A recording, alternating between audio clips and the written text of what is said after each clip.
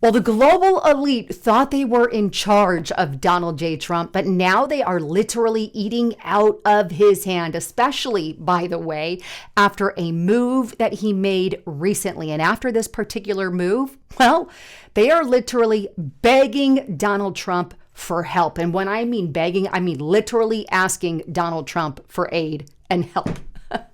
I mean, the irony in this, because the Democrats and the top 1%ers, the globalists, have been trying to get rid of Donald Trump over and over again. As you know, he's had not one but two assassination attempts on his life, not one but two impeachments from the Democrats, or attempted full impeachments, or whatever you want to label it. A Russia collusion hoax that turned out to be a hoax, Stormy Daniels stuff, going after him for his real estate. And hey, not to mention even arresting him and, putting crimes on the president for just ridiculous stuff.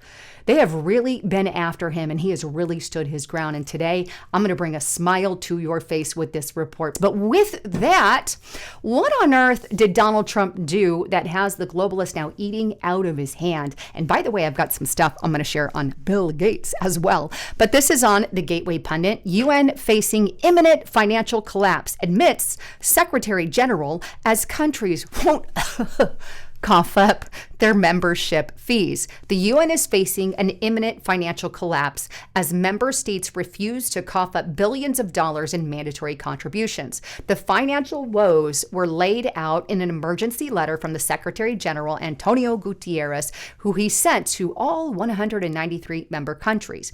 Guterres said the organization's financial crisis is worsening rapidly, threatening the delivery of core programs and potentially leaving the UN bankrupt by July.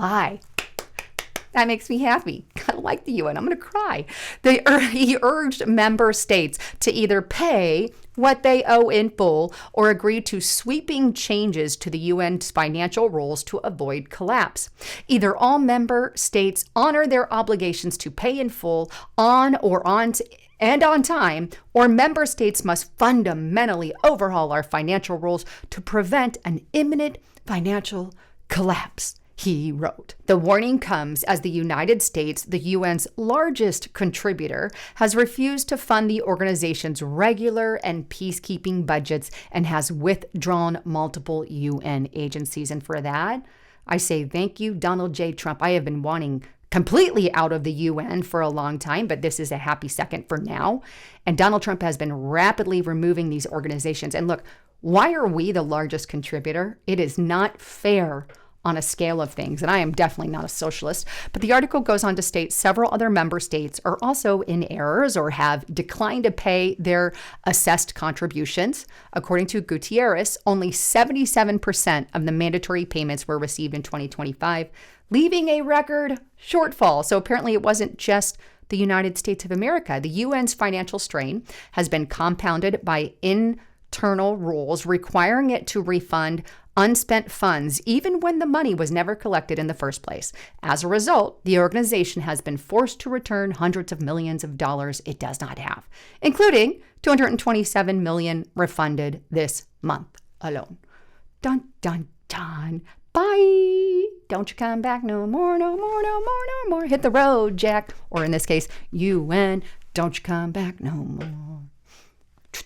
We don't need a whole nother group of globalists, 1%ers who make a lot of money running and calling things in the U.S. We never did, never wanted it. And hey, how much help have they been? They're supposed to keep world peace, and it seems anything but peace has been kept. I mean, there is no peace here. World peace, what's that? I mean, Russia, Ukraine are at war. We have tensions with China, Iran, Cuba now, and Venezuela's got a little bit in that as well. And hey, not to mention China and Taiwan, but hey, world peace through the UN, my astronaut, if you get my drift. And hey, by the way, just as a reminder, again, I've read of all of Agenda 2030, used to be called Agenda 21.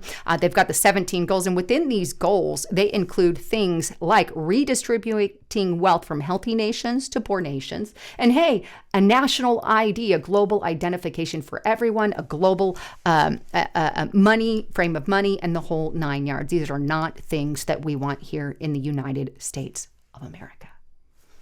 Bye, Antonio. I hope they really severely cut some stuff at the UN. If not, cut it all together. So, great news to share with you there. There's also some other news on the Jeff and Bill Gates love affair.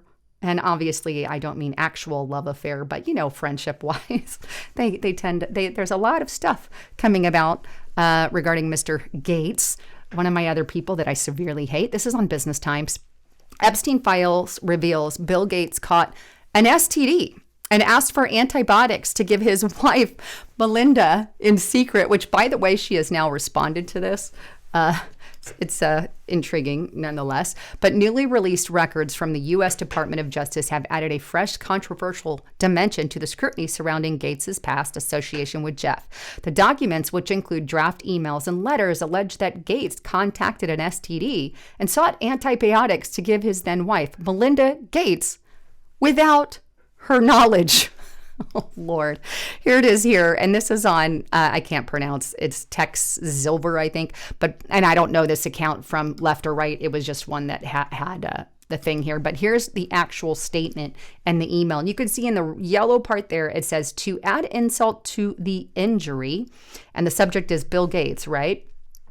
To add insult to the injury, you them implore me to please delete the emails regarding your STD.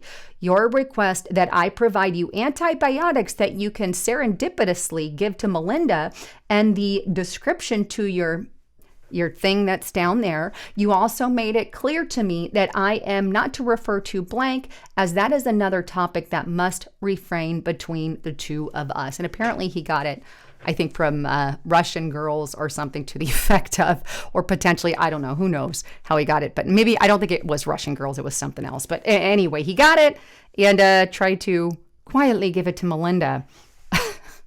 That's sick in and of its own. I guess he wanted to hide his love affair, and I guess that's why she's no longer with him. But here's this, the New York Post. Melinda French Gates says latest allegation about Bill Gates' antics with Epstein dredged up very painful memories. And this is her response to that email that came up. And she basically said this, and I'm just going to go over her words. It's personally hard whenever those details come up, right? And she's talking about the email that I just shared with you regarding Bill Gates, because it brings back memories of some very, very painful times in my marriage, right? She goes on to state that she has moved on from that, and I've purposely pushed it away and I moved on. But she goes on to state this, whatever questions remain are for those people, and for my ex-husband, they need to answer those things, not me. So she makes it very clear she's not a part of it. I am so happy to be away from all the muck that was there. I'm able to take my own sadness and look at those young girls and say, my God, how did that happen to those girls? She said, I had to leave my marriage. I wanted to leave my marriage. She continued, at least for me. I've been able to move on in life, and I hope there's some justice for those now women. Notice how she avoids the question altogether, and here's why. She can be sued if it can't be proven in a court of law that Gates did something to the effect of. She can get sued, and I guarantee you she probably would by Bill Gates. But I love the way she beats around the bush. Says, I feel for those girls. I'm glad I'm not with that muck anymore. I'm glad to be done with it because it was a lot of painful stuff. It sounds like something could have went on there anyway. Anyhow, wanted to share all of that with you. As a quick reminder, oh no, I forgot one thing. I did want to show you this because I think this is interesting. In light of the Bill Gates news, he's coming out a lot in his little friends relationship there. But Representative Nancy Mace is now calling him for him to testify under oath. I absolutely think he should. We're calling for Bill Gates to testify under oath on his relationship with Jeff in front of an oversight committee. And there's over 3 million pages, and Gates has been in and out of those pages refusively. So I'm all for that.